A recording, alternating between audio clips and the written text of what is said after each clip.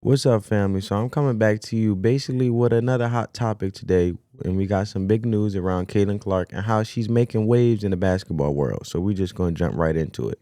So Caitlin Clark was spotted at the NBA G League game recently. Yes, you heard that right. The woman who's been dominating the basketball scene in the NCAA and the WNBA has now stepped into the G League world, and the reaction has been massive. This is huge for the game, especially when you consider the fact that the ratings across the NBA are seeing a dip, and we'll talk about that later. But I'll preface the conversation with that. Caitlin Clark might just be the solution to bringing that excitement, some excitement back. But what's interesting is even though the stadium wasn't packed, the attention online is unreal. Every time Caitlin shows up at a game, it's like she breaks the internet. And I mean, the reactions online is just wild, and people are calling her the GOAT, even though she's still in the early stages of her professional career. But I want you guys to check out Caitlin Clark at the G League. Basically, this was the G League in Indiana, but I believe this is for, they're called basically the Mad Ants, right?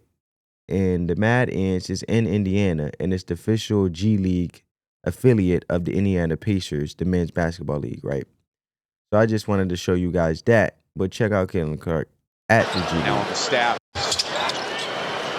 Now on the staff over at Butler. Caitlin Clark has set the basketball world on fire. We cannot wait to see.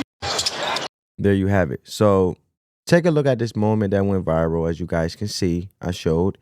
Caitlin Clark tries to stay incognito, but it's impossible, right?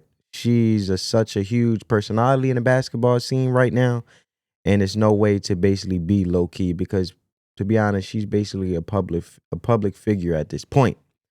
But fans were all over social media praising her as the face of the Indiana basketball, just in general, even from the men's basketball league and the women's basketball league.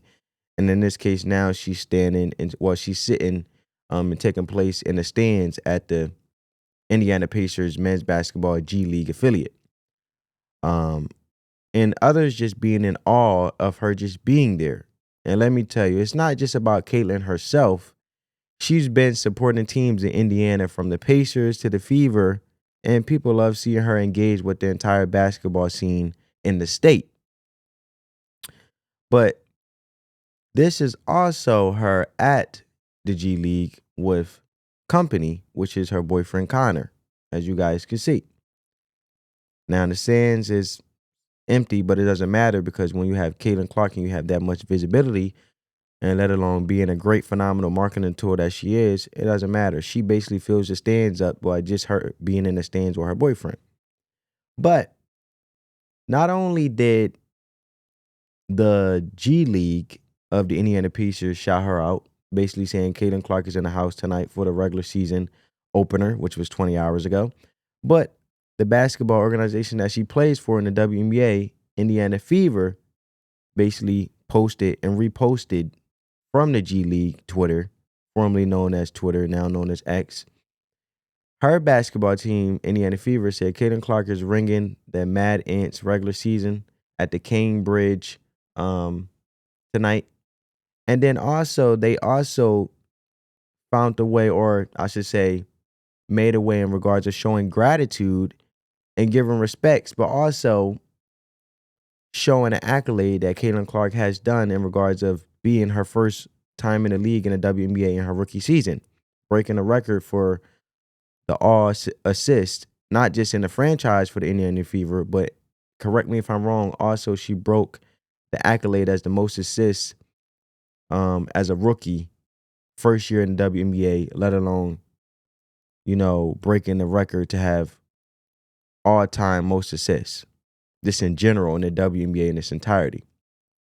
So the Indiana Fever posted on X, Caitlin Clark led the league in assists this season, so we put all 337 of them in one video. Happy Friday, enjoy. So this is just a gist of the video. I'm not going to go through it, but if you guys want to go through the whole thing, it's an hour and 6 minutes and 50 seconds. But let's check out a little bit of it. Harrington all over her. Clark eyes up. Bounces to Boston. Boston one-on-one with Jones will flip it in. Loose ball ends up in the arms of Indiana. Great So there you have it. look. Smith able to finish off the dime from Caitlin Clark. So that's just the gist. Shout out to Indiana Fever for making that post tributing to Caitlin Clark's incredible assist record for the 2023 season. And if you haven't seen it yet, or I should say 2024 season, 2024 going to 2023 going to 2024 season. But if you haven't seen it yet, go check it out. Like I said, you just seen a couple seconds of it, but that's dedication right there. You know what I'm saying? It's a whole 4-hour long video. And that took some serious editing to put together. But huge shout out to their media team for pulling that off. This kind of content is exactly what's going to help elevate women's sports in the WNBA to even greater heights. And Caitlin Clark has already has shown that she has the it factor. And I mean, when she steps into the court, people are glued to their screens, right? But now, while Caitlin Clark is breaking the internet, there's also some big chatter around the NBA viewership. And I've been seeing this. A lot of other content creators highlight it. I haven't spoke on it. This is just me starting to speak on it a bit in this video. Now, we all know that the ratings have been dipping in the NBA, but there was an interesting spike during the Christmas game. Kevin Durant, as I want to show you guys, basically has something to say in regards of the whole NBA ratings dip, right?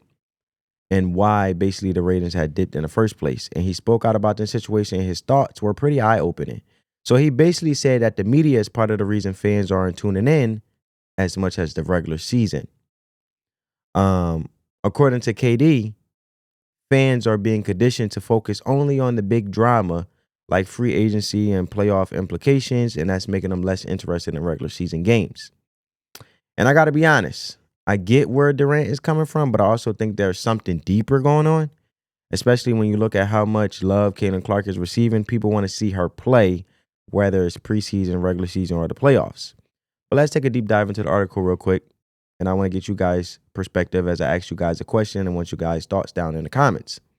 So it says, Kevin Durant thinks media is programming of fans to blame for NBA ratings decline. What's behind all the ratings talk? So it says, the NBA has a ratings problem, or it doesn't. It sort of depends on who you ask. Heading into the holiday week, the narrative was that the ratings were down, but after putting up huge numbers across 5 games on Christmas, including a Warriors-Lakers matchup that was the most watched regular season game in 5 years, people are largely feeling a bit better about the state of the sport. Still, Kevin Durant is making his mission to keep interest high, telling ESPN's Ramona Shelburne, I want, quote unquote, I want to see people, the viewership, I want to see it get it back up. The league ain't going nowhere, but we are in a rough patch when it comes to that. Durant has a pretty strong theory of where regular season apathy began. Quote unquote, he goes on to say, I feel like fans only want free agency and drama and only care about playoffs and finals and what that means for somebody's legacy. Durant explained, quote unquote, then they get programmed to just think about that which has made them not want to care about the regular season. And indeed, with so much of the interest in the NBA driven by narrative, it can be easier for fans to find compelling moments in the personal relationships and roster management possibilities of teams than it might be to get excited for a regular season game between the Indiana Pacers and Orlando Magic. In one sense, Durant's point is clear to see. Ring culture and debate shows have undoubtedly made it harder to appreciate the night-to-night miracles that happen across the NBA. That said, it's days like the NBA had on Christmas that ultimately proved the sport of basketball is just fine. Okay, so, and this brings an interesting point, right? While the NBA's viewership may be struggling a bit, the WNBA, especially with players like Caitlin Clark, is thriving, especially when Caitlin Clark is on the court every single game, regular preseason playoff game. And fans are absolutely hyped about her and bringing her, and she also brings visibility to other WNBA players So they not only get hyped about Caitlin Clark, but they also get hyped about other WNBA players, if you get what I'm saying.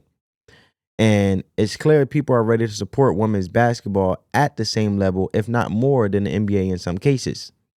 And honestly, I think the NBA needs to learn a little something from the WNBA when it comes to being competitive in a way, right? People are tuning in for the passion and the raw talent. Now, and I know that the WNBA has been losing money for the last 25 to 28 years, and they even lost up to $4 million this year. And I know you're like, hey, well, how can you say that the NBA needs to take note or take notes from the WNBA when the NBA is the lifeline for the WNBA to exist in its entirety, because the WNBA is not making money on its own? Well, I'm saying you can always piggyback on the strengths and weaknesses, just like you can in relationships and other individuals you may have revolved yourself around, or just the strengths and weaknesses within yourself. You work at your strengths while you work on your weaknesses, right? So what I'm saying is both leagues can actually feed off each other. And Caitlin's story is just the beginning of that, but it's already bigger than most NBA stars, and that just says something in itself, is what I'm trying to point out. And if you think about it, I don't think that the NBA has a marketing issue. I don't even think it's an Adam Silver issue. So you can't come at the commissioner. However, I believe that these players are basically fat, lazy, and spoiled. And they basically get pumped with millions and millions of dollars, which is backed by consumers who basically are the behinds that are in seats to watch these so-called miracles, right? And at the end of the day, they want to see highly anticipated games, and you can see that proven through the Christmas break, right?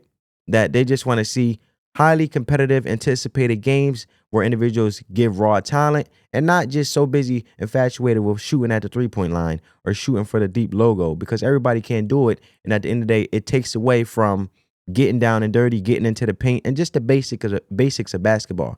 People miss the Michael Jordan, Magic Johnson, Larry Bird era, Bad Boy Pistons era, the Detroit Pistons with Dennis Rodman, those cats.